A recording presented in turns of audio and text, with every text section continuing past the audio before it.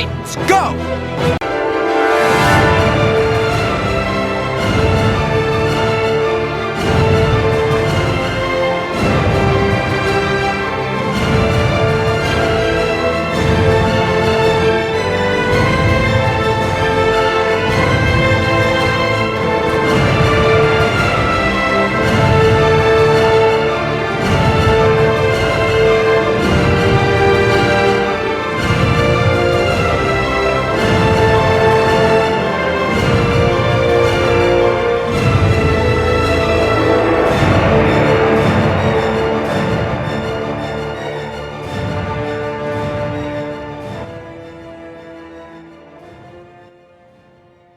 Hello again, everyone. Welcome back to Titan Talk, the Titans podcast. I'm one of your co-hosts, Charles Skaggs, back in Titans Tower once again, ready to talk the Titans Season 2 finale with Mia Compadre, one of my best friends, and all around a really decent fellow, Jesse Jackson. How you doing, Jesse? Thank you. Publicly appreciating Charles is joining us about 30 minutes early. I'm trying to get a couple of things scheduled, and Charles was very kind to join us early because you know what, Charles? We have a lot to talk about in this season finale. Though the word Nightwing was never spoken in the episode, yeah, interesting. The title's episode is Nightwing. Yes, so yes, here at episode 49, one away from the big 50th episode of Titan Talk, we're going to talk Nightwing. And this is like I said, this Titan Season 2 finale, episode 13 of Titan Season 2, just came out a couple of days ago on November 29th, 2019. Written by Richard Hatem, or Hatem, depending on your point of view, who wrote previous episodes like the Titans Season 1 finale, Dick Grayson, Rose, Conor, and he's written some other good, really great episodes. But here he's paired with Greg Walker, who has not written some great episodes. He wrote episodes Origins, Asylum, and the Season 2 premiere, Trigon. So, and directed by Carol Banker, who previously directed the Season 1 episode Jason Todd and the Season 2 premiere, Trigon. So, to get a little literary... Mm-hmm. It was the best of times. It was the worst of times. Yes. I think this is the best of episodes, the worst of episodes, and I cannot wait to talk about with you. Yes, because as we've noticed online, fan reaction to this has been decidedly mixed. Okay, good. Some people really liked it. A lot of people really didn't like it. And so I'll be curious to gauge your reaction to this. We've got 4 topics we'll want to talk about today, but we'll try and run this down and try to address a lot of concerns I think a lot of people have had about various episodes.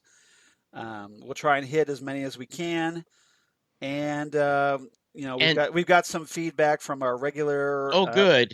So in our Tell It to Titan Talk section, so stay tuned later for that.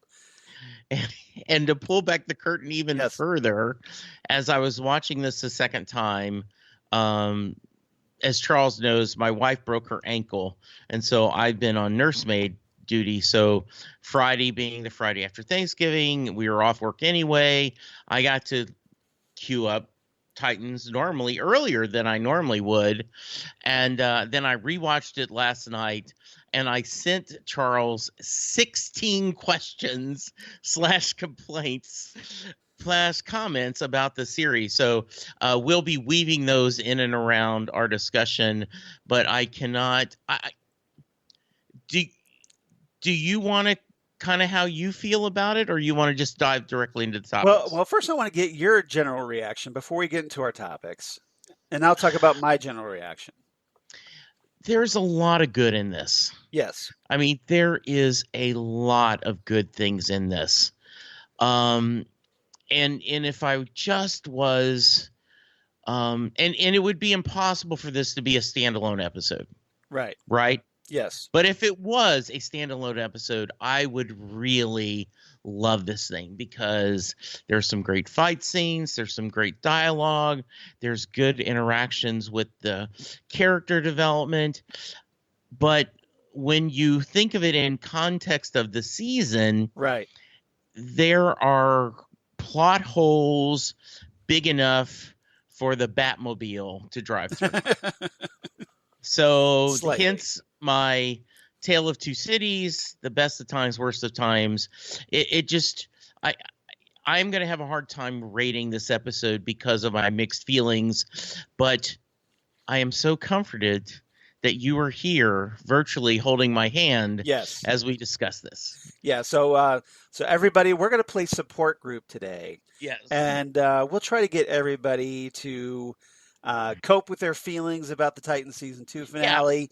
Yeah. And you know, we'll try to hopefully kind of not sugarcoat some things because I think there are things that should not be sugarcoated over. Absolutely. But we'll try to focus on what really matters and try to dive deep a little bit about why people did what they did in this episode. Mm-hmm. All right. So my general take on this, essentially I was let down. Once again, the Titans writers dropped the ball on a season finale. And not just because they decided to split it into, like, push a lot of it into the Titans season 3 premiere like they did last year. But there's a lot of things, you know, there was, for all the buildup we had of the season, there aren't a lot of payoffs in this story. And what payoffs there are they fall flat. They're very hollow. They're very short, truncated. And the things that aren't addressed are kind of frustrating. And then there's just some new developments that make you go, what the F just happened, essentially, in my opinion. Absolutely. And I'm going to take us off a side note for a moment. Yes. I just Googled because I did not know who the showrunner was for Titan season 2, which shame on me. Right. And it's officially Greg Walker. Right. And the only other show so he's the guy we should really be blaming Greg Walker for this. Is Vegas, the executive producer. He was show creator of the TV show Vegas. The remake of Vegas? No, the Vegas where it wasn't this was the one where this was the show where Dennis Quaid and Michael Chiklis Dennis Quaid was the lawman, Michael Chiklis was the villain. Okay. And that was it's very short run series. Yes. So not a lot of continuity needed in there, not a lot of running parts. I mean, he's worked on the Defenders, he's worked on Extant, Shut Eye, but I don't think he's a strong enough showrunner right to kind of keep everything going. So yes, I am going to blame him for at least part of this. Well, especially since he wrote half the script of this episode. So, yeah. And so I think as we go through, we'll be able to talk about what's good and then what's bad. So, right. Okay. So let's break down our main topics. Like I said, I have 4 I want to talk about here. Okay. Topic number 1, right off the bat, let's talk about Nightwing. Because, hey, This is the episode title Nightwing. We've been waiting to see Brenton Thwaites finally donning the Nightwing costume. And to their credit, we got to see him maybe for all of 10 minutes, if that. But we got to see him in the Nightwing costume. So I want to get your thoughts on Brenton in the suit. And now we'll save our Deathstroke Ravager discussion for second topic, but we can talk a little bit about the fight at least. Okay. And I want to also get your thoughts on Dick's reaction to Donna's death. Okay. So that's what I'm going to cover in this segment, if that's all right with you. I think that is perfect. All right. I do not mind that we did not get a whole lot of time with him in the Nightwing costume because a lot of the episode was everyone out of costume. So Yes. I'm okay with that.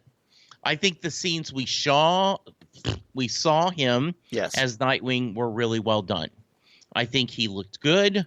I think the fight scenes looked good. I think I don't know if it was that much more movability or well, we did see him doing some flips. Yes, and I don't know. I think he did that as Robin as well, but not that's as okay. often. Not as often. Yeah, I think he really, really showed it. I think I don't remember the name of the little sticks he used, the fighting sticks. The screaming sticks. Yeah, that looks really good. And they're electrified. The electronic charge. Yeah. I think what we saw worked really well. I think he presented it well. One of my quotes is Hank's comment about the costume, which I thought was a funny moment. I'm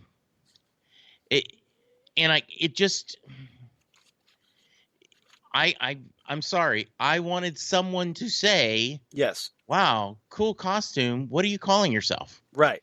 I mean, okay. Yeah. I want the word Nightwing to be spoken. Why couldn't we get that in this episode? I have no idea. Now, are they saving that for season 3 where Superboy tells, like we talked about earlier in the season here, that maybe Superboy could tell the legend of Nightwing and Flamebird from Superman's lore to Dick when he's just trying to come up with a name, but you would think, hey, I've got a new costume. I should already have a new code name to go right along with it, right?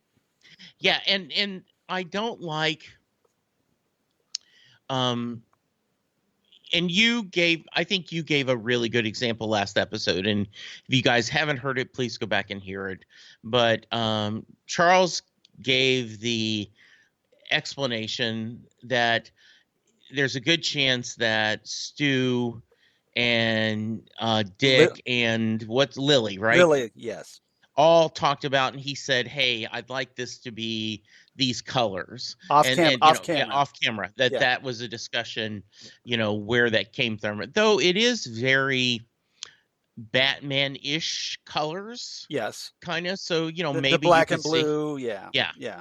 So, but good showing us, bad that we didn't get the name. Right. How about you? My take, I really like the suit. I think it works. I'm happy with it. It could have been a lot worse as some of the costumes we've seen. Yeah. But I'm okay with it. I'm good with the costume. And Brenton looked great in the suit. I thought it moved well. I thought Dick was more acrobatic in his fight with Deathstroke. He's doing a lot more somersaults over Deathstroke, kind of more ninja-like moves. And so I enjoyed that. My problem was we only get to see it for all of 10 minutes. Okay. You needed to see more. Well, I needed to see more, especially with, building Deathstroke up as this serious threat. And so here it is, Dick Grayson finally, he manipulated Dick into, checking himself into prison and breaking the law and getting himself a criminal record. And making himself a fugitive. So you would think there would have been a much more confrontational scene between the two. Instead of just a little simplistic, okay, we're going to throw down for a few minutes, and Deathstroke's going to have the upper hand for most of that. Yeah. So that fight should have been at least 5 minutes longer, much more satisfying. It should have been a much more of a climax than just starting 10 minutes in, or, starting very at the beginning of the episode, and then, it's taken care of rather quickly. Yeah, and this goes back to one of my complaints. I don't think we needed the Conor Garfield subplot, because you got to go wrap that up too. Right. One of my questions was, Deathstroke dies that easy? How about his healing powers? Right. They just leave the body there. Rose of all people, and we'll talk about that when we get into our Deathstroke and Rose discussion. Yeah. But yeah, Rose of all people should be aware that, hey, maybe he's not dead after all. Yeah. Unless you want to cremate him. And I do know. Pretty tough to come back from that. That Dick says, who's hurt? Right. It's Corey. Okay, you take care of that. I'll handle this. It's my job. Right. Okay, but why wouldn't Donna or someone get out there and help fighting him at the same time? Yes. I thought that was just because he said that.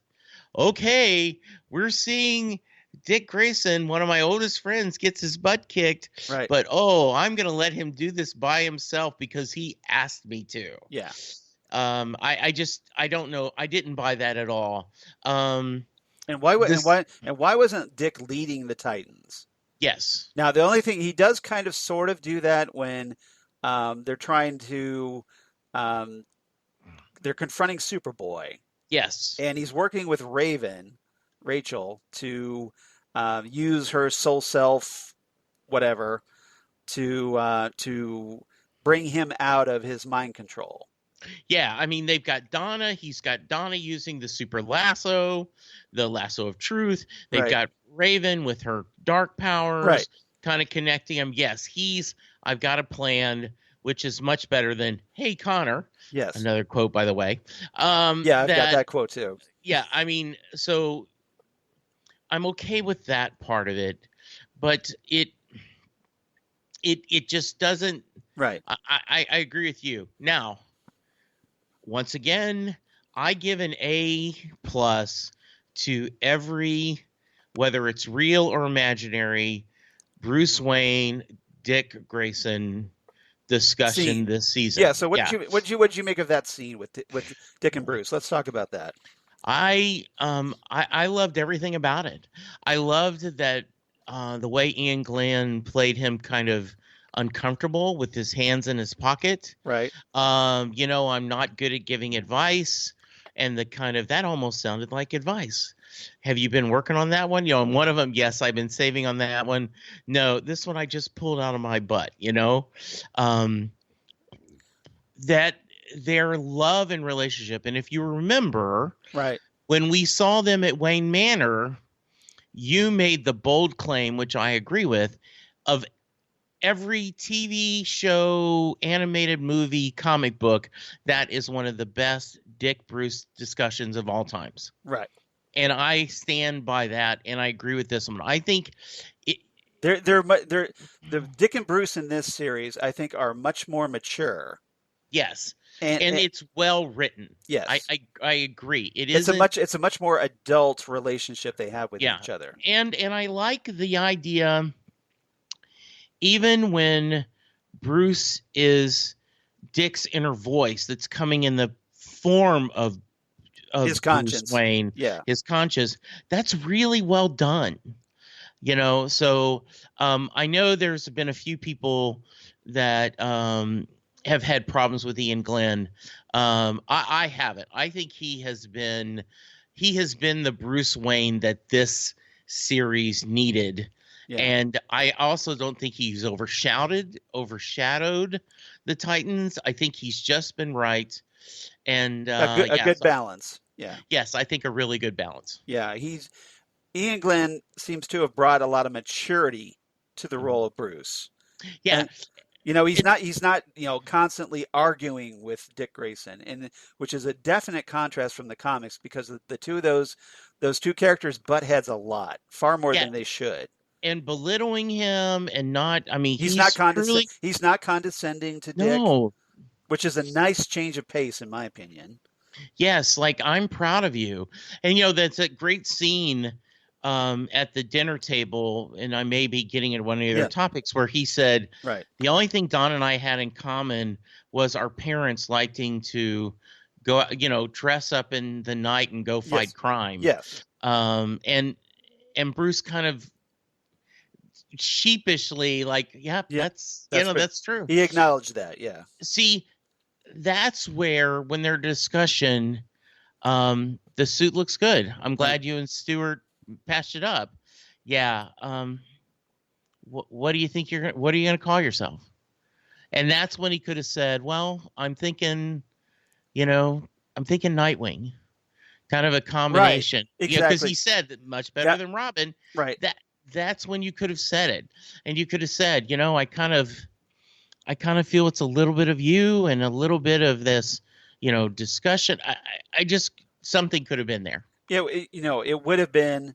Yeah, I agree. It would have been a great opportunity. And again, this is where the Titans writers dropped the ball because that moment where Dick and Bruce are alone talking to each other, Yeah, that would have been a great place to do it. And it would have had an impact. And, because it was toward the end of the episode, it would have, brought the whole thing together. But they dropped the ball. absolutely. And we didn't get that. So, very frustrating. Yes. But and I did like the fact that Dick asked Bruce to stay for dinner, and he stayed for Yes, dinner. I did too. So yes. that was nice. All right. Yeah. All right. Next topic. Next topic. So like I talked about, let's talk about Deathstroke here, Ravager, and Jericho. So all right. so we have Deathstroke. He's been planning all season to get the Titans, and ultimately his big plan culminates in jumping in front of Donna and Corey's car, and only to have Nightwing jump in at that particular moment. That's his big plan. Yeah. So, and then Ravager comes in to join the Nightwing fight, and it turns in kind of a three-way fight. And then we get a little bit of Jericho. So, what are your thoughts on this particular, on what was supposed to be the main villain storyline? I had said last week, what are we going to do with Jericho? He's got no body to go into. Right. I have a theory for season 3. I'm going to give the writers credit. Yes. That if they do nothing else, but have them, the actress who plays Rose, Chelsea Zhang, yeah, play both parts. Right. The way she did there, that's not bad. It sucks for the actor who's Chalaman, yeah. Yeah. But I guess you could always show him in that mental scape, yes. Yeah. So that's not a bad solution till they figure out how to put him in his own body, right? Now, personally, I would get a hold of Cadmus's technology. Yes, and clone a body for him, and then he could return to his own body. Yeah, but overall, I thought that was well done. I was happy with that. Yeah. So, I liked the fight. I liked seeing Ravager take on her father, working with Dick. Right. I think she makes that big statement to Deathstroke that I'm not siding with you. I'm siding with the Titans. The Titans are my family. I forgave her a little too quick, maybe. Yeah. I mean, there's no discussion afterwards. No. Like, no, there's no. So you betrayed us. We can't trust you. There's no lingering after that. No. We have no. And once again, a strong showrunner says, "Okay, Deathstroke is our story this season." Maybe we didn't need, maybe Superboy, we can say till season 3, or if you had to have him join, you could have them, but I have a problem with that too. This is, the Judas Contract is one of the most beloved, highly praised series of Titans lore storylines. You didn't need to add other stuff. No. I'm sorry to interrupt, but no, please do. My take on it was that if you're going to introduce the whole Conor and Gar subplot, it should have been a B plot that should have been wrapped up before the season finale. Yes. It should not have continued in the season finale to eat into the whole moment with Deathstroke. Right. And I think, and both storylines, I think, suffer as a result of that. Yes, I do too. Yeah. That's my take. I mean, we could have done. I totally there. We could have done without the whole like, okay, let's focus on Hawk in fighting, in a cage fighting for drug money. We could have done without that. Totally done that. Wrap up the Conor and Gar storyline in the previous episode, then move right in and devote the entire episode to fighting Deathstroke in a big climactic showdown. Yeah, because to mix our podcast here. Yes. Charles and I also on Phantom Zone are discussing Watchmen. Yes. And one of my favorite scenes in the Watchmen comic is when Dan looks over to Laurie and says, I think we should bust Rorschach out of jail. Rorschach, and I'm not quoting Rorschach, right? Yeah. How cool would it have been? And you picked the episode, but let's say the end of episode, there's 13 episodes, end of episode 11. Right. We see Dick Grayson. He's in Nightwing, and he's got the other people in Titan Tower. And now what? Well, now we're going to break Gar and Conor out of Cavness. Yeah. Cut. Credits. Right. And then episode 11 is all about them doing that. You get the massive fight. You could still have the whole Mercy trying to have the, she's smart enough to know we've set us trapped. They're going to come get it. We're going to televise it. That's what we're going to use to drive the price up. That could have all happened into 11. And then you could have okay, everything good. And then you could have cut to Deathstroke saying, okay, it's time to pay the piper because they've gotten back together. Yeah.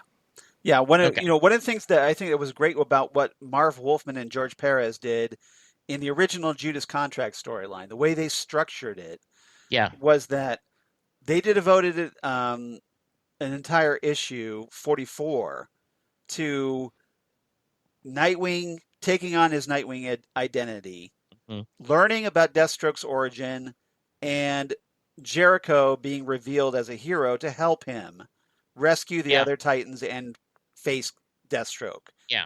And then they ended that issue and then culminated it in Tales of the Teen Titans Annual number 3.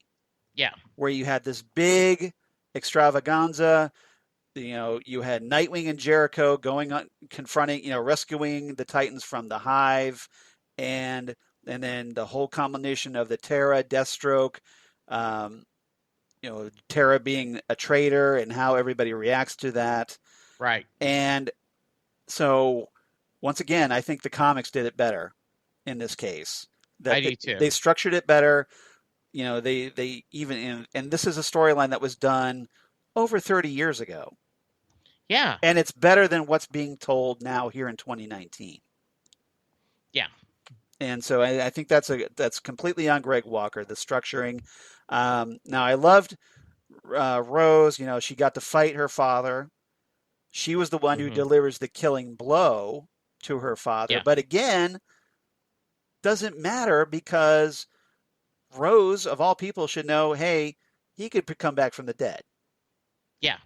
So nobody's going to talk about that. Rose, of all people, isn't going to bring this up. Yeah. No, it's just there. And then oh, okay, that happened, and then we move back into the whole.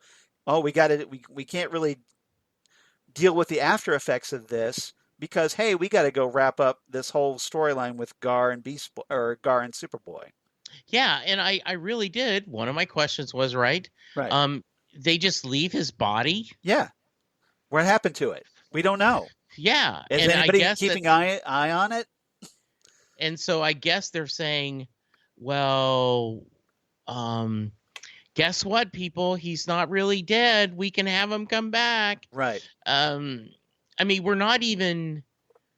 They could have at least seen. Oh, there's no body. Wintergreen got him. It just, you're totally right. They've had to rush because they've got too much else to do. Right. Now, to be fair, they may not have known they were going to get season 3 when they wrote this and shot it. But but address it somehow. I think that's bad writing. Yeah. I think and we've talked about this before. I know we have. Yes. If you're a writer, you go, I've got to wrap up enough that if I don't get another season, I have answered the questions, and then I'll leave just a little something that if I want to build on next. Right. Right? Yes. As a writer, I know this. Yes. Yes, and I know you do. And it's just you got to make what happened before, you've got to end that and give it a satisfying conclusion. Right. Now, if you want to throw on some little bonus stuff at the end, fine. But you got to make all that build up pay off. Yeah. For example, and I'm sure this is one of your topics. It may not have been because it's such a small thing. Right. I don't like the fact that their post scene where we show Corey's sister, the Blackfire. Yeah. I was going to talk about season 3 setup in our final topic. Okay. Then I'll wait for that. Okay. All right. So let's move on. Topic number 3. Okay. Since we've been talking about Gar and Superboy, let's talk about Beast Boy, Superboy, and let's also talk about Mercy Graves, who maybe looking back at the entire season may have been a stronger villain than Deathstroke. Yeah, and I think at least she had a plan and carried it off. Didn't just say, like, oh, my plan is to break up the Titans and then confront them. But, her plan was just like, well, hey, I'm trying to create these super soldiers so that we can sell them for money for LexCorp. Yeah, though I would make the argument, I don't know, without Eve, do you have the right formula that you can do other clones? Right. Or are you just, this is a one and done? But yes, I thought that was a great storyline. I do have a nitpick. Yes. Is the only reason she was mind controlling Garfield is to make him a villain for Conor to fight, because I don't think you needed that. Right. I don't think, him fighting a tiger is not that impressive. Well, it was kind of impressive when he punches the Gar as a tiger straight up into the air. Yeah. And then the tiger, because cats land on their feet, right? A lot of spins around. Oh, he lands on his feet. Yeah. But still, you could have had a better threat than that, right? Absolutely, yes. Yeah. Why not try and kidnap Wonder Girl and brainwash her? Yeah. Right? Yeah, that would have been a really interesting. But we did. Now, to be fair, we did get that Wonder Girl Superboy fight. Yes. Which was a pretty decent fight for a good portion, although I had kind of problems where Donna, Dawn, and Corey are kind of like taking it not very seriously. Yes. They're just kind of like, well, you go talk to him. No, you go talk to him. Yeah, that was... Yes. I was like, what is this? Yeah, that was... They're supposed to be superheroes. They've experienced, especially Donna being an experienced superhero, and Dawn. Yeah. And they're just like, no, whatever. Yeah. We need the boy wonder to tell us what to do. We need our leader. Right. Yeah. It's like, what is that? Yeah, I agree. Horrible writing on that part. One thing I do have a criticism about, not just because of how Donna and the others were treated, the other female Titans were treated. Yeah. Where's Eve in all this? Yeah. Remember Eve? That the one scientist that was working at Cadmus and, had this really strong emotional attachment to Superboy, like a mom, and would presumably be very concerned about him being mind controlled. Yeah. Where was she? She got out of Dodge and she has turned off, right? Where she is she? Not. Yeah, I totally agree. Did they kill her?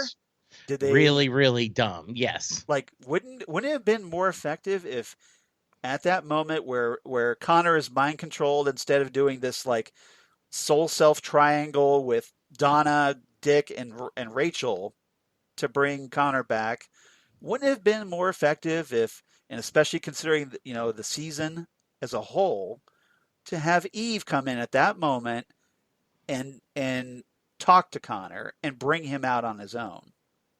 Yes, it would have been. I think it would have been more satisfying, but yeah, because but where was he? Why was he? Why introduce Eve if that's the case? Yeah, and why would Conor listen to Dick? Right. I mean, what about that listened? Yeah. What about him?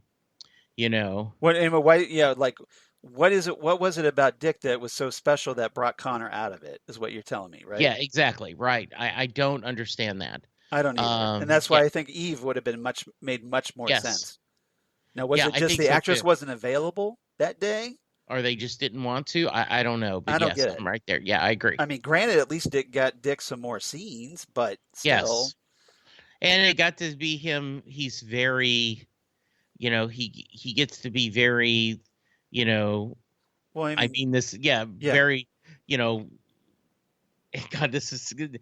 I don't mean dickish, but he is being, the leader. The leader, yes. Yeah, he's stepping up. He's showing his, yes, absolutely. I just think that was not well done. Right. Yeah, it's just, it made no sense to me. Now, Mercy, her big punishment turns out to be she gets punched out by Corey. Yeah. And why Corey, of all people? Why wasn't it Conor, Gar, somebody with a connection to Mercy? Well, then you get to have the joke of her, ooh, my hand hurts. Yeah. It just made no sense because Corey who had nothing to do with Mercy. Yeah. Is the one who punches her out. And I agree with you. Mercy was a really good villain. Yeah. I think, and we don't know what happened to her. Right. Because she, Luther's probably pissed that, hey, Bruce hacked into her satellite feed and disrupted their bidding. All right. So is this the right time to bring up the fact that we aren't going to worry about Garfield's killing streak? Yeah, I think this is a good place to bring it up because. Right. So. Yeah. Garfield has killed many innocents. Right. And they cover that a little bit because he's reading this heavy book that was in Donna's room. I did not recognize the author, whatever her jam was. Yeah, what is it? It was an autobiography on an artist. Okay. I'm trying to remember the artist's name. Frida something. Yeah. But a very famous artist. She's the one with the eyebrows. And you saw him. He's obviously affected by this. Yeah. And this is on top of the season 1 where he mauled that guy. Right. Where it really bothered him. Right. It really bothered him. And here he's killed even more people. Yeah. I would think easy a dozen innocents. Right. Being controlled. And also, the news has reported about a green tiger. Right. But then at the end of the episode, when they're going to stop this, bombing, there's this very important threat that they're walking to in slow motion. Yes, with big heroes. Yes. And he jumps out as a green tiger. Right. I mean, we're just going to ignore that? Where's the repercussions out of that? No repercussions. Yeah. And that is why I thought he might be the one who would die. Because, they had told us someone would die. And it would have made more sense. Yeah. I mean, don't get me wrong. Love Changeling, Beast Boy. Yeah. I mean, this character is... I'm sure Beast Boy fans were relieved that he didn't die. Yeah. And I get that. Yeah, but just how are you... But it would have made more sense than Donna. Because I've got the same question. My very first question to you was, what about Dick's prison record? Mm-hmm. I mean, they don't even cover that. No. I mean, he's still a fugitive as far as we know. Yeah. Bruce hasn't said a damn thing about it. Bruce didn't say, "Hey, by the way, I helped to work to expunge your record." I took care of this, expunge the record. Yeah, because technically, he, as you said, he's a fugitive. Yes, he is a wanted felon. Yes, but and then. And his identity is public, or at least his Dick Grayson identity. Yeah. As his public persona is a fugitive, so it's not like he could just keep using the name Dick Grayson. Yeah. Without being arrested, right? Okay, and so Mercy and her Cadamus people are there. They're fighting. Right. Garfield is mauling people. Yeah. Conor comes and fights everyone. But when they take down Mercy, the people start applauding. Why? Why do they know right. that these are now good people? There's no reason they should know this. Okay, so they stopped Superboy and Beast Boy from their rampage, but they're siding right along with them. So you would think, well, hey. Oh, yay, Titans. Yeah. Well done. And we also don't forget Conor attacked police officers. Right. It was on the news. Yes. I mean, where's that repercussion? And look, I do not want Titans season 3 to be Titans Law and Order, where we spend the whole season them being on trial. Well, here's a simple solution for that. Don't have them commit crimes. Yes. Right? Yeah. Or if they do commit crimes, have it resolved. But here, it seems like the whole, and obviously I guess we have to blame Greg Walker for this. They feel like they can do whatever they want to these characters without there being any repercussions for it. There's no consequences for their actions. Dick went to prison, but then he busts out and he's a fugitive. Okay, then what? All right. And so you could cut to you could cut to a newscast. Right. And you could see an anchor going. In an epilogue. Wow. Yeah. Wow. In an unprecedented press release, the Justice League has announced that the innocence of the Titans. They've explained that Superboy and Changeling were under mind control. Right. Do you believe them? And then you could run into this. I don't care what the Justice League says. I still think you're evil. But they don't even pretend. No. Because I'm like, well, we can't have Superman because we don't know what this world Superman looks like. Okay, then show it off camera or something that you at least tried. And then, to be fair, I probably would have gone. Like the Justice League issues a statement. Yes. You could do that. Yes. Yeah. Where Bruce says, all right, well, the Justice League has released a segment. We're going to be doing a full press, press release, PR blitz about restoring you guys thing. Whoever is the, we'll get Matt Murdock to represent you. Well, that's the wrong universe. Yeah, wrong universe. Yes. Yeah. That'd be a really good DC Marvel crossover. Yes, it would be. All right. Let's move on because we got time. Okay. So let's move on. Topic number 4. I want to talk about. Let's talk about Wonder Girl and Rachel and the season 3 setup.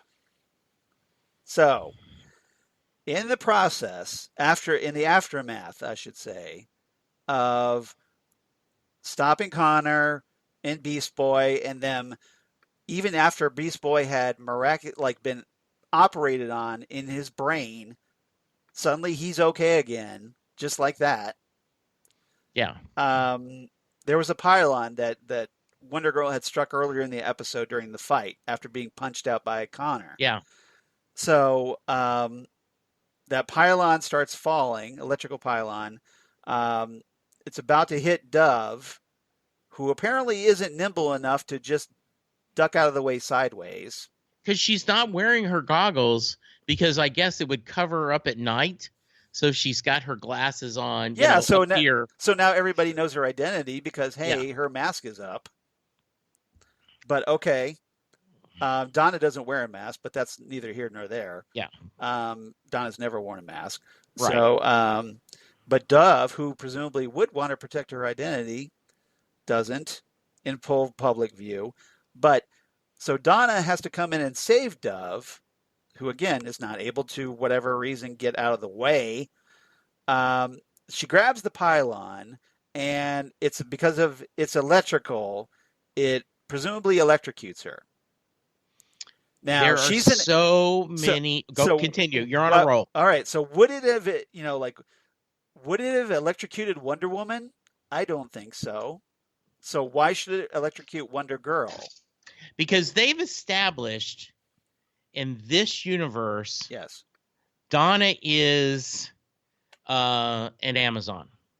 Right. She isn't an adopted daughter because remember, you're. Yeah. He's Krypton, he's Kryptonian, you're Kryptonian, you're Amazon. Yeah. At Thessalonia, yeah. So shouldn't she be able to survive electricity? You would think, right? She's durable enough, you would think.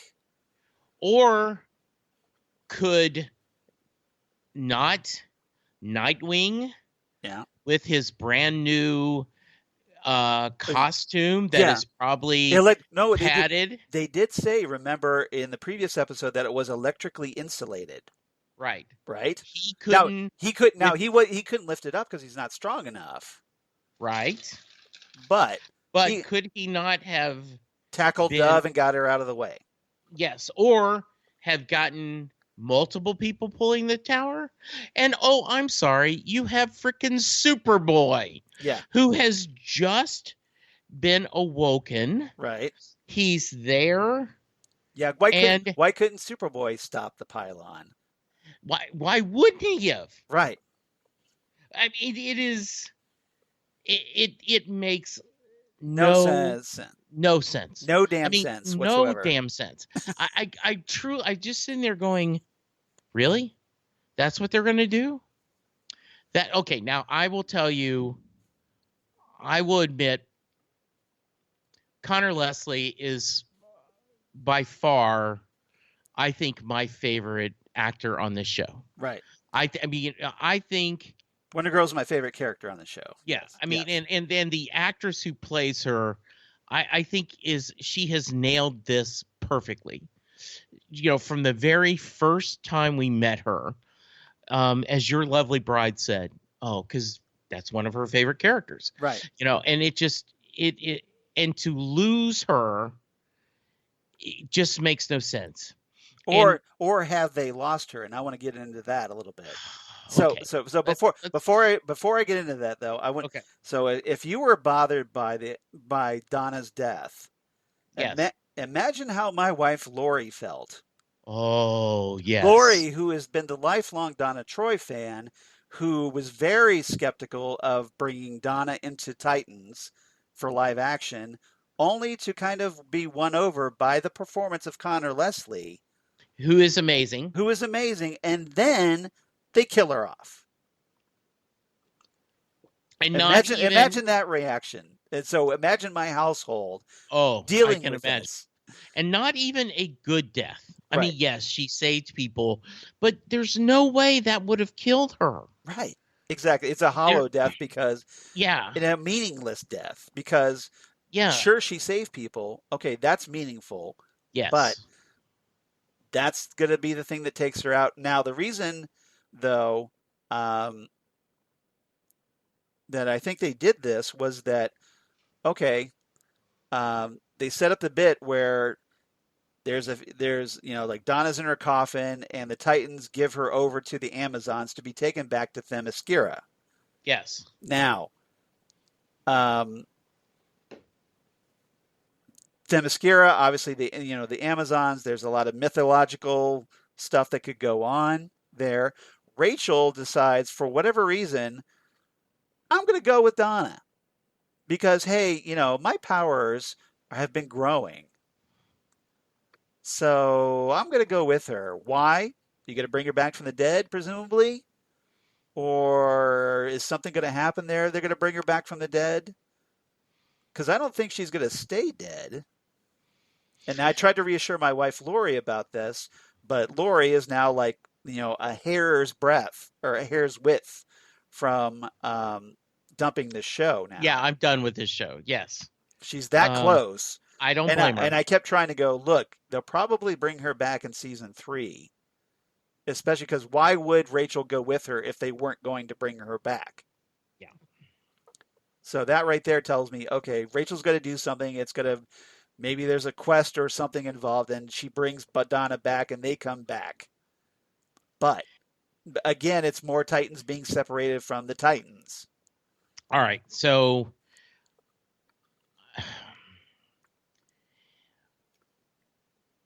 I would be... Being in the casket bothered me. Yes. If that was the storyline they were going to go through. Right. First off, why didn't they bring her to a hospital? Right. There is no doctor. Right. On staff at Titan Tower. Well, presumably she didn't have a pulse. She's dead. But I just, it just seemed a dumb thing to do. They didn't have a doctor confirm, hey, she's dead. No.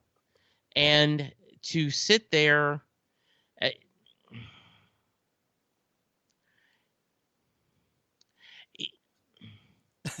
if they had said she's in a coma and we can't wake her up. Right.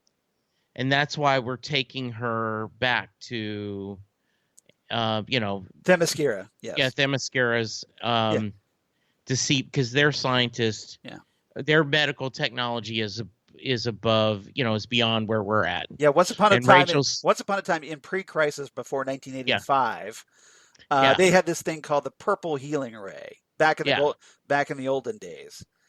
But you could have said, we don't know. And then Rachel could have said, well, I'm going because maybe I can help. Right. I guess they had to do it so you could have the orange soda memorial dinner. Yes. It just doesn't work for me. It doesn't work for me at all. No. And if Donna lost Aqualad earlier in the season, we got that story.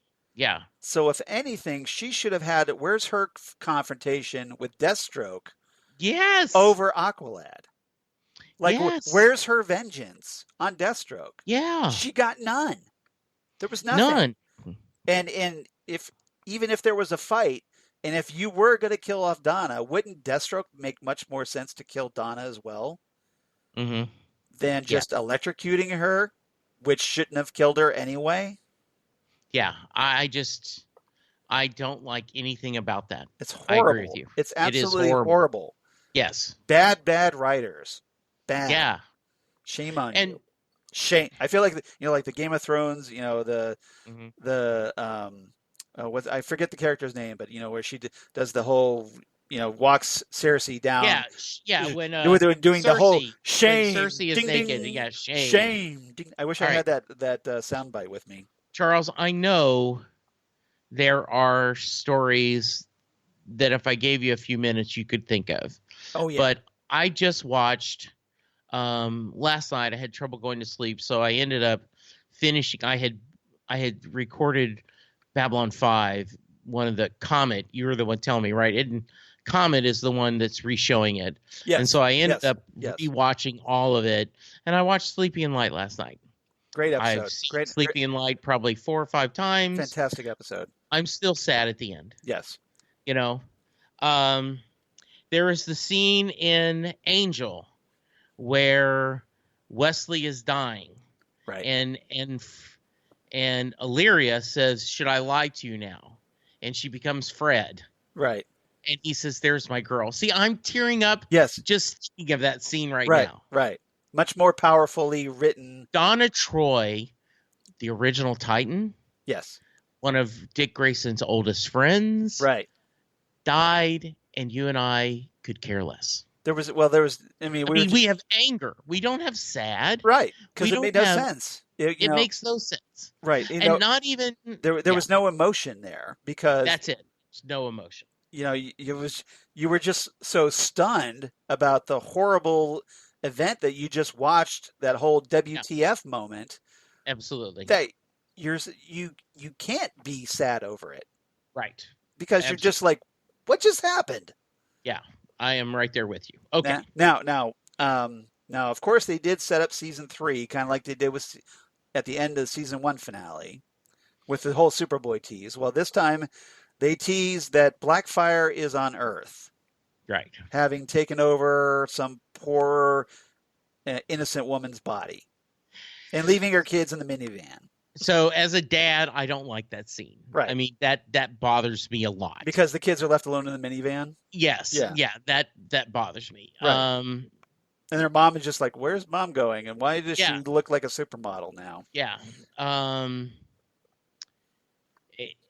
Damaris Lewis, by the way. And so I guess that will be interesting. Why would, I guess because they can't afford to send them to space. Yeah, that's the only thing I can think of is that Our budget is so horrible that we couldn't do this cool space epic, like, because what they're going to be adapting presumably in season 3 is they're going to be adapting the Blackfire saga. Yeah. From the New Teen Titans Volume 1, number 23 through 25, in Annual 1. Yeah. And that was a big, cool outer space epic with the Omega Men, and we got to see Tamaran, and we learned a lot about Corey, and it was a great showcase for her. But apparently, because of the budget, we're going to just do this on Earth. Yeah. Okay. But it's not going to be it's not going to be nearly as satisfying. No, and I have no faith because they took. Look what they did with the Judas contract storyline. Exactly. That's my words exactly. Yeah. We'll stick around. I mean, we're gonna watch it. Right. There is enough good. I guess we just have to hope again that the next season is better. Yeah. We've got. I think overall season 2 was better than season 1. Yes, it was. Yes. Overall. Yeah. But again, we still didn't have a good finale. No. And you have to understand, and we've talked about this probably so much that our listeners are going, yeah, I get it, Jesse. Shut up already. Yeah. But the Titans is our origin story. Right. This is Titan Talk is a personal thing for us. It is a personal thing to us. We want, it's when Flash is bad, you get because that is one of your so I take it personally because I am such a huge Flash fan. Yeah. So like when it has bad episodes or bad seasons, I get frustrated because of especially being a writer, like I could have fixed this and I can't because I have no power. I'm not part of the writing staff. And it's just something I have to deal with. It's like, okay, I can't do anything about it. So I just have to suck it up and watch it. I'm okay. There are things that I would not have done, but that doesn't mean it's a different writing choice. Yes. Right. That, but when there's just huge holes in it, like I would not have made the choice to have Jason be so childish, but that's their choice. And I'm not saying it's the choice I wouldn't have made, but I don't think it's a bad choice. Right. Though I do ask you, why does he know when the flight was? Yeah. We just had to have a scene of him. Well, he was trained by he was trained by Batman. Yeah, maybe. I can, or maybe he's, kind of stalking Rose from afar. Yeah. So I could buy that. Or maybe Dick has him on the bat phone speed dial. There's a text chain. I was gonna say there's probably like a texting group. That's like funeral is this time. Show up.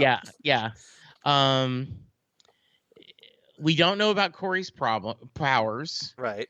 I assume that's going to be something handled in season 3. Right. And then the only other thing that we hadn't talked about that I wanted to bring up is the idea that Rachel somehow made them all see Bruce at the Elko Diner. Diner. Yeah. I think that's a little bit of a stretch, but it just seemed like this weird bombshell to drop at the end. Like, oh, hey, you know that whole thing where Bruce showed up at the diner? Well, Rachel did that. Yeah. Okay. What does that mean? And then they don't do anything else with it. No, because that was I mean, don't get me wrong. The Corey and Dawn was funny. Right. What? Are you going to question Batman? I mean, it was paid off, but I just don't know. Well, obviously they're going to set up their Rachel becoming a bigger threat. Like maybe her powers are going to get so essentially she's going to go all, to use a Marvel term, Dark Raven. And maybe that's what they're showing, that by her ability to put Dick inside Connor's mind. Right. You know, where they together sang Hank Williams, I Saw the Light. Right. To get out of the prison. And she talks about, hey, my powers have grown so much now I can turn people's thoughts into reality. Yeah. So that's okay. I'll buy it. Yeah. So. Okay. You've answered or let me comment on everything I sent you. Thank you. Did we miss anything else? See, I didn't even read what you, because I just got, because of getting this message so late of our earlier recording time. I was just like, okay, I kind of skimmed it, but that was about it. Yes. And so I'm glad we addressed everything on your list. Yes, yes, I appreciate it. All right. Anything else about the episode before we go into our favorite quotes? Because we're running long. No, I can't think of anything. Any last thoughts for you on that? No, I've probably said too much as it is. Yeah, I know that feeling. We've ranted about this enough. So, all right. So favorite quotes of the episode. All right. So by far, I would not give Mercy the credit. Yes. Though I do think the episode starting with her, we're all about good, wrapped in America, but I'm not going to get that quote because I just don't want to give it. It made me throw up a little bit in my mouth hearing it. So if you have it, great. But what I am going to do, I've got it. Please do it. All right. So Mercy says, this is how it ends. It ends when we let evil win. When we accept it not as something to be defeated, but as part of our daily life. When the horrific becomes our new reality. And there's a lot of ways you could apply that quote to what's going on these days in real life. It was. Yeah. All right. For fun. Yes. I thought this was absolutely awesome when they're all around and they're talking about Jericho Lives. Yeah. And Rachel says, more like scrambled it on the wall, like caveman style. And Don, I don't even know what that means. And Corey, it's a style. The hand draws used to I can't speak. Yes. Used to draw images on cave walls, usually battle scenes or hunting. Don, no, I meant Jericho was alive. And Corey, oh, sorry. That was something like, a much more innocent Corey from the comics, or the the Teen Titans cartoon would have said. Yeah, that kind of like innocent, unrealizing. It seems very inconsistent with the Corey that's been presented to us so far in the show.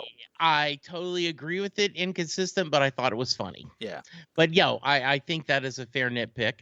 One of my favorites, and I think Mercy is a great villain. Right. Should have asked Luther for 20%. That was good. Okay. Deathstroke telling Nightwing, don't feel bad. It was never going to work. You depend on others for your strength. I depend on no one. Yeah. Very Deathstroke line. Yeah, Bruce saying, it appears bidding is closed for the day. Yeah. Was such a great Sassy Batman line. Yes. Yeah. Dove telling Wonder Girl, we have a very angry Superboy. Any thoughts? And Wonder Girl replies, other than yelling, hey, Conor. Yeah, I like that one too. Yeah, like, hey, Conor, like that's your. They were saying that to Nightwing, basically. Yeah. Yes, and then I love when Hank says, things are getting super effing ugly out here. And Dix, you aren't going to make fun of my suit? And just Hank, did. I just did. Yeah. That was just really, and then he goes, I missed this. That was good. That is the Titans we love. Yeah. So I liked Bruce's speech about the hero's duty. Yes, that was really well done. Where he says, "We do not enter the field of battle lightly, neither in heart, nor body, nor mind, nor do we exit it lightly. We leave a piece of us behind. And sometimes the cost of defending the innocent exceeds what we could ever think to pay. There is only one word for this: sacrifice. And whether it be recognized in the present or in some distant time, or never at all, this is the hero's duty." Yeah, I like that. That was good. And Rachel with Dick, talking about her changing powers. She says, "You don't understand. My powers are changing, getting stronger, and I think I've been actually inside your head. I can take your thoughts and bring them to life." And Dick replies, "I've seen you do some amazing things. And considering what's in my head, that's pretty messed up." Yeah, I didn't write it down, but I love the space ghost witch is not good in the tropics. I love that they call her that, even though Corey is really the outer space Corey's person. from space. Why does everybody keep comparing Rachel I don't know. Yes. From being outer space? Now, if you want to call her a witch, that's cool. I get that. Yes. But space witch? Okay. So I'm going to let you go first on ratings this time. All right. I may be, after discussion, I think I might be very generous with this. I'm giving it 7 out of 10 bottles of orange soda.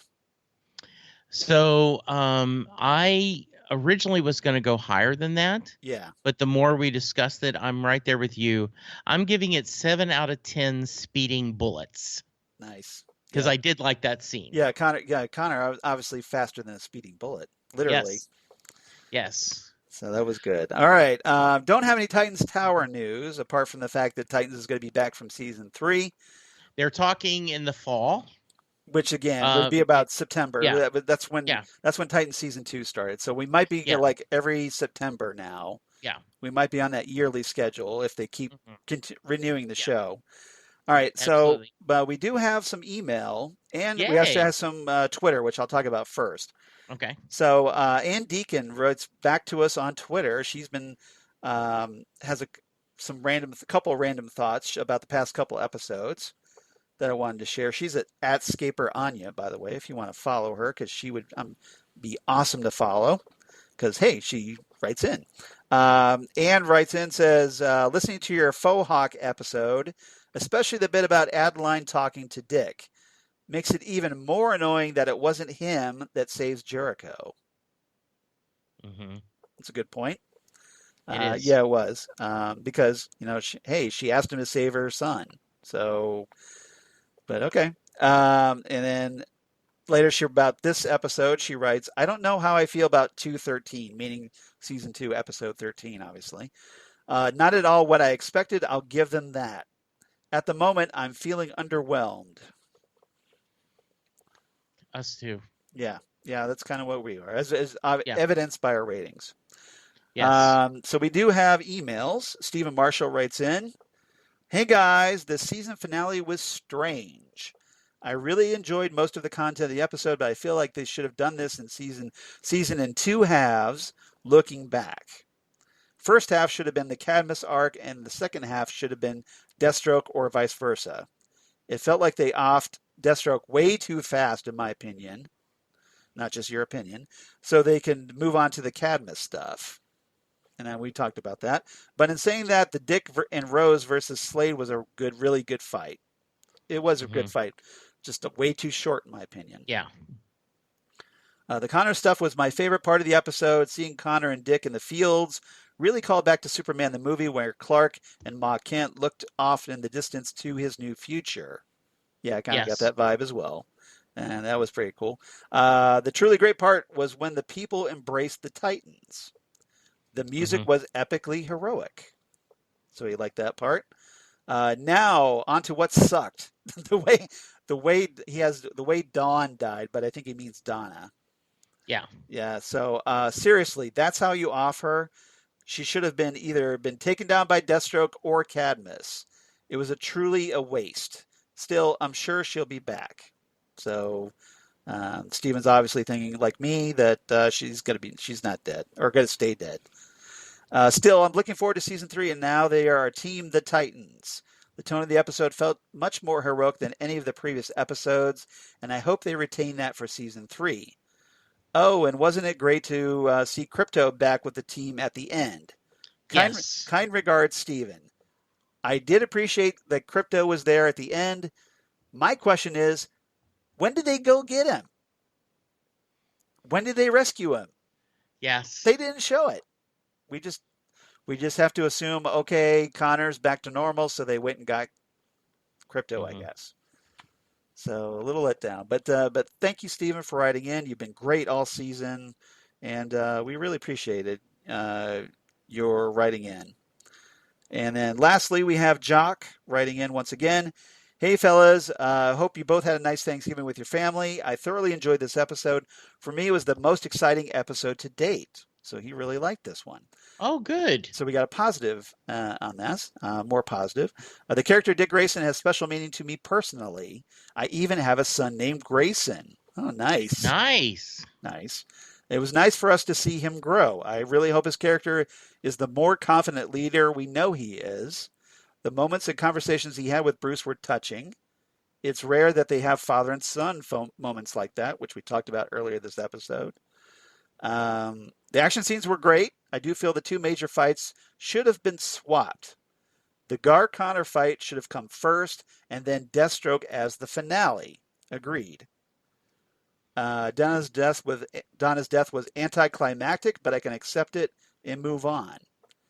I think it would have been made much more sense for her to have died at the hands of Deathstroke in the final fight, something we all talked about.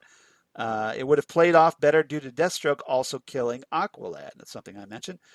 Yes. All in all, I'm satisfied with what we were given. I'm just glad we didn't get a season 1 style finale. So he's happy that we didn't get that bad of a finale. I'm happy that they answered the Elko Bruce Wayne get together. I knew it had to be Rachel. Oh, well, I did not catch that, so good for you. Yep. And he goes, I give this episode 9.5 Eskrima sticks. I am so glad someone loved it. Yep. So he really enjoyed it. Really good. He really liked it. So thanks for another fantastic season. I'll be catching up on your Phantom Zone podcast as soon as I get HBO to catch up on Watchmen. Nice. You're gonna love it. It is so good. We appreciate it, Jock, and definitely appreciate you checking out the Phantom Zone podcast. So thanks for the excuse to kind of plug that early. Yeah, absolutely. Yes. All right. And hope you enjoy it because we had a lot of fun. We've had a lot of fun talking Watchmen, and I'm really glad you enjoyed the Titan season finale. Apparently better than we did. I hope you weren't frustrated by our rants here. Yeah, I hope so. But we've got to share what we think. Right. We're not going to sugarcoat it. We're going to call it like we see it. Yeah, and I am so happy that you did enjoy it because that's good. I don't begrudge anybody for enjoying the finale. More power to you. I wish I enjoyed it more. So I wish I was right there with you. Mm-hmm. All right. So in that respect, if you want to be like Jock and you want to be like Steven or Ann, you can write to us write to us at titantalkcast@gmail.com. That's titantalkcast@gmail.com. And you can reach us on Twitter at TitanTalkCast or on Facebook, Titan Talk the Titans Podcast. Or if if you want to give us a review, rate and review us on Apple Podcasts, that would be fantastic. Jesse, where can they reach you? Well, you can hear me talk about The Watchmen on the Phantom Zone podcast that we just talked about. Charles and I are currently discussing this amazing HBO show. Damon Lindelof and his crew are doing a wonderful job. Their Watchmen is a standard in comics, and they are rising to the occasion in this season, and I'm having a lot of fun talking about with Charles. We talk Doctor Who on Next Stop Everywhere, the Doctor Who podcast. I'm joining Charles about once a month to talk about different things. He has guest companions filling in the other times. We talk New Who, we talk Classic Who, we talk Big Finish audio. I just am reminded today is the anniversary of Rosa Parks. Parks, plural. Yeah, Parks on her bus thing, and that was truly one of the best modern episodes all times, and so you can go back and check that out. Charles and I have a lot of fun, and we're gearing up to talk Crisis. It's getting close. There is so much fun, and trust me, there are going to be so many Easter eggs, and the only person I can trust to capture those Easter eggs is my man, Charles Skaggs. It is, we may have to do a 2-hour episode just to cover the Easter eggs, much less the plots. Because I'm that much of a geek, yes. Especially when it comes to Crisis, one of my all-time favorite stories. Absolutely. I am, and you can hear me, I just finished 30 days of posting on Set Listing Bruce Springsteen podcast.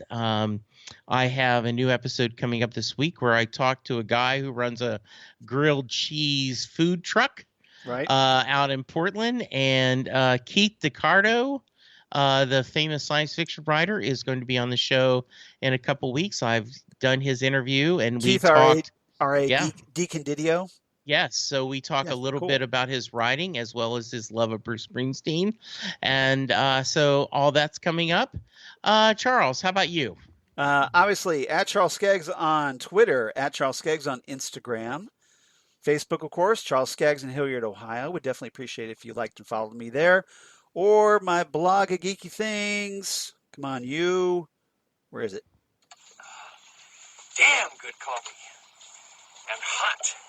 Damn good coffee and hot, where I talk about all the stuff we talk about here on Titan Talk, including Titans news, Doom Patrol news, comic book sci-fi news, news of my other podcasts that I do for Southgate Media, including the aforementioned the Phantom Zone podcast, where I do with Jesse, where we're talking Watchmen and having a ball doing that.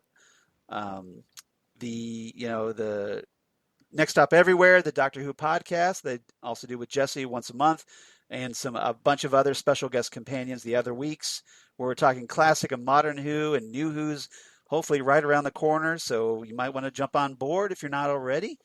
And Absolutely. as we talk Series 12 of Doctor Who very shortly. And then also Ghostwood, the Twin Peaks podcast to do with Zan Sprouse, wife of comic book artist Chris Sprouse, where we talk about all things Twin Peaks, David Lynch, etc., and lots of pop culture references. So we have a ball doing that. And so if you enjoy us here, definitely check us out on our other podcasts, Jesse and I. We really appreciate you guys listening and supporting our other podcasts in the process. So next time on Titan Talk, yes, there is going to be a next time, because next time is episode 50, our big episode 50. So we got to do something for that, right? So what are we going to talk about now that Titans Season 2 is over? Well, hey, we're going to talk about Titans Season 2 review as DJ Nick makes his long-awaited return to Titan Talk, the Titans podcast, where we're going to run down all the episodes we've talked about and getting his thoughts on Titan Season 2 in the process, and kind of look back as the season as a whole, and talking about more about what worked, what didn't, and having a lot of fun going back through Titan Season 2. So yeah, everybody, if you've enjoyed our reviews, please come back for Titan Season 2 review with DJ Nick. It's our big 50th episode of Titan Talk, so we had to make it a little more special by bringing DJ Nick back. And Jesse, I hope you're looking forward to it. I am. This is a tradition.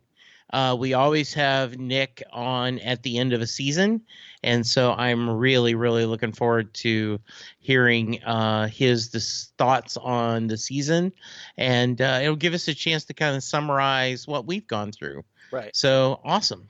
Yeah, as we're going to break down the episodes. Now obviously we're not going to go as in depth as we normally do during the week, week by week.